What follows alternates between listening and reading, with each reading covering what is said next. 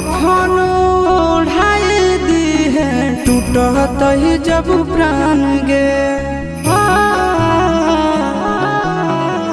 मरे घड़ी पनिया पिलाई दी है जान गे